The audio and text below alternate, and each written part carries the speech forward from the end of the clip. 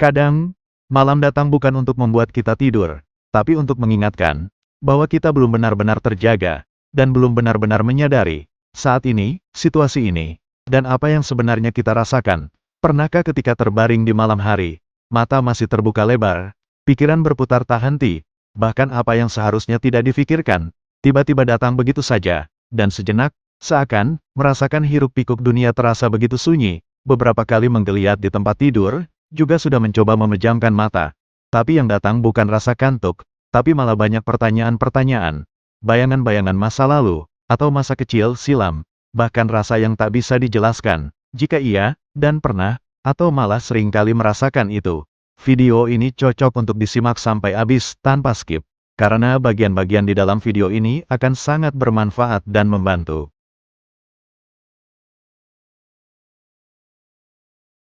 Fenomena susah tidur ini tahu gak sih, bro?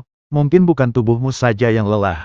Atau mungkin, jiwamu sedang dipanggil untuk sesuatu yang lebih besar. Dan ibarat sebuah gadget, rekam otak kita sedang dipenuhi cache yang penuh file-file sampah di dalamnya. Hang, stuck, atau lemot kayak layar ghost touch gitu. Susah tidur bukan hanya tentang kafein, stres, atau layar gadget saja loh. Dan kadang, itu adalah bahasa halus dari jiwa yang sedang bertumbuh dan berkembang. Sedang fenomena itu hanyalah bias atau efek yang dirasakan tubuh dan pikiran, serta perasaan yang ingin direfresh, dan direstart ulang, karena jiwa yang sedang ditempa, dilatih, diasah untuk bertumbuh dan berkembang, dampak yang paling nyata dan ini rata-rata kok, seperti fenomena tak mudah tertidur di tengah malam, tapi juga bisa dianalogikan seperti benih yang sedang tumbuh di dalam tanah, kita sedang dibentuk, disiapkan untuk mekar, walau rasanya seperti sepi yang menyiksa, dan tentu saja, hal itu begitu susah untuk diceritakan. Orang-orang yang diberi tugas batin itu oleh semesta sering kali terbangun di malam hari. Mungkin ilmuwan butuh berpuluh-puluhan tahun untuk melakukan riset ini. Tapi dengan memahami sistem dan sistematisnya semesta bekerja, hanya dibutuhkan waktu sebentar untuk mempercayainya. Ya, lama dan sebentarnya untuk memahami ini. Sama halnya seberapa mampu kita memahami kegelisahan itu, dan mereka tidak bisa tidur. Karena ada sesuatu yang sedang dibisikkan kepadanya. Ini jelas bisikan tanpa suara, di luar jangkauan indrawi kita. Tetapi begitu nyata, dan sifatnya privasi, pribadinya pribadi. Lagi-lagi ini bukan tentang insomnia ya, tapi tentang kesadaran kita, yang sedang diajak dan dibimbing untuk naik level, upgradable.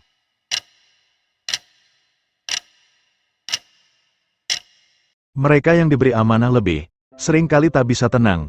Tanggung jawab batin itu, kerinduan spiritual, pencarian makna hidup, semua itu bisa hadir dalam bentuk kegelisahan di malam hari.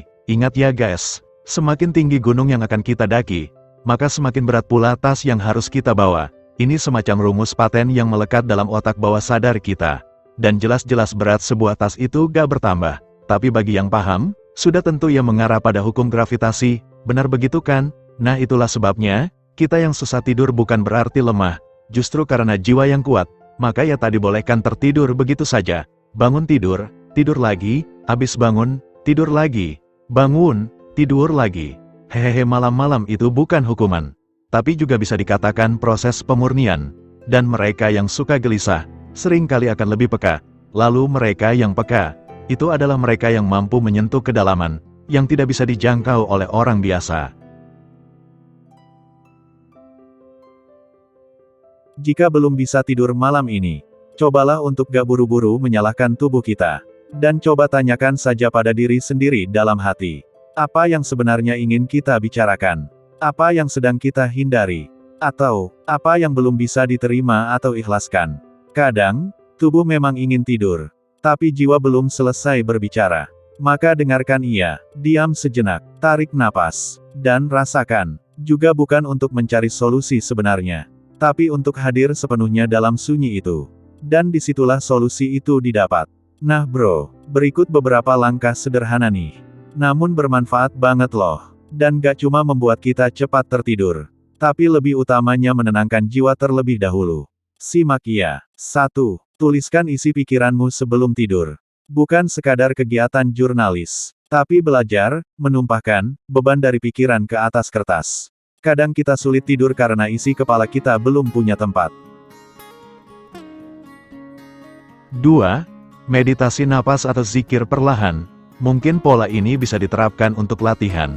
Tarik napas 4 detik, tahan 7 detik, hembuskan 8 detik, atau cukup ulangi satu kata suci atau mantra yang bisa menenangkan jiwa kita. Misalnya, kata tenang atau lapang, dan diulang-ulang. Atau Allah, Allah. Mungkin bisa juga memakai mantra Om, dilakukan dengan merasakan dan menghayati dengung bunyi dan getarannya itu. 3. Matikan layar, hidupkan ketenangan. Gadget menstimulasi pikiran, bukan menenangkannya. 4. Coba ganti cahaya biru dengan cahaya lilin, dan suara bising dengan suara hatimu sendiri. Merasakan nafas, atau detak jantung gitu, membersihkan hati dari dendam atau kecewa atau hal-hal yang lainnya. Memaafkan sebelum tidur adalah salah satu bentuk penyembuhan terdalam. Dan itu efektif loh. Tidurmu akan lebih ringan jika hatimu bebas, tanpa menahan beban. 5. Bersyukurlah untuk malam yang gelisah itu. Ini artinya sama kayak kita kembali menghadap cermin. Padahal kita gak sadar kalau udah beberapa hari gak lihat muka sendiri. Kalian yang lagi senyum-senyum boleh komen dan wajib like subscribe ya. Karena itu berarti kita masih hidup, masih diingatkan untuk sadar dan menyadari. Yang artinya masih punya kesempatan untuk tumbuh dan berkembang menjadi versi diri yang lebih tinggi. So, see you next time. Bye-bye.